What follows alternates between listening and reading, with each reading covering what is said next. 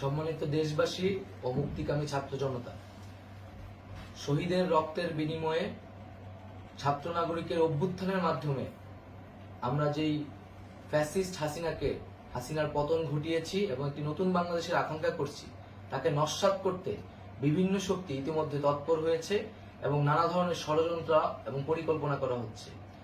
আমরা মুক্তিকামী ছাত্র জনতার পক্ষ থেকে স্পষ্টভাবে বলতে চাচ্ছি যে এই বাংলাদেশকে ফ্যাসিবাদী রেজিম থেকে মুক্ত করার জন্য এবং একটি নতুন বাংলাদেশ, জনগণের বাংলাদেশ প্রতিষ্ঠার জন্য সকল ধরনের ষড়যন্ত্রকে নস্যাৎ করার জন্য, প্রতিহত করার জন্য বাংলাদেশের ছাত্র জনতা কিন্তু সদা প্রস্তুত রয়েছে।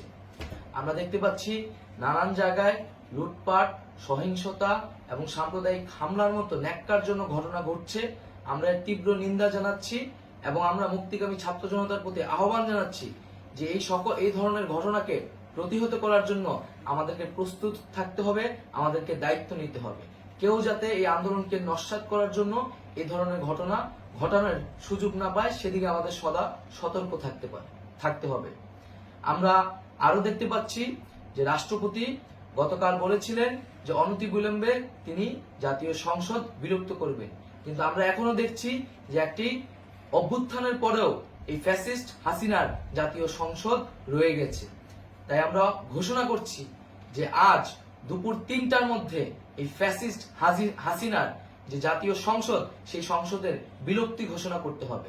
যদি আজ বিকাল ৩টার মধ্যে এই জাতীয় সংসদের বিলুপ্তির ঘোষণা না আসে, তবে আমরা কঠোর কর্মসূচি দিতে বাধ্য থাকব। এছাড়া বন্ধুগণ, সবার জন্য আমরা জানাচ্ছি যে আমাদের যে অন্তর্বর্তীকালীন সরকারের কথা আমরা বলেছি, সেই সরকারের প্রধান উপদেষ্টার নাম আমরা ইতিমধ্যে ঘোষণা করেছি এবং এই সরকারের অন্যান্য উপদেষ্টা সহ সামগ্রিক রূপরেখা আমাদের প্রস্তুত রয়েছে। আমরা খুব শীঘ্রই সেই রূপরেখাটি জাতির সামনে উপস্থাপন করব। আমরা বাংলাদেশে স্থিতিশীলতা চাচ্ছি, সমাজে ন্যায় বিচার চাচ্ছি, সেজন্য কার্যকর পদক্ষেপ নিতে হবে এবং তার প্রথম পদক্ষেপটি হতে হবে এই জাতীয় সংসদ ভেঙে দেওয়া।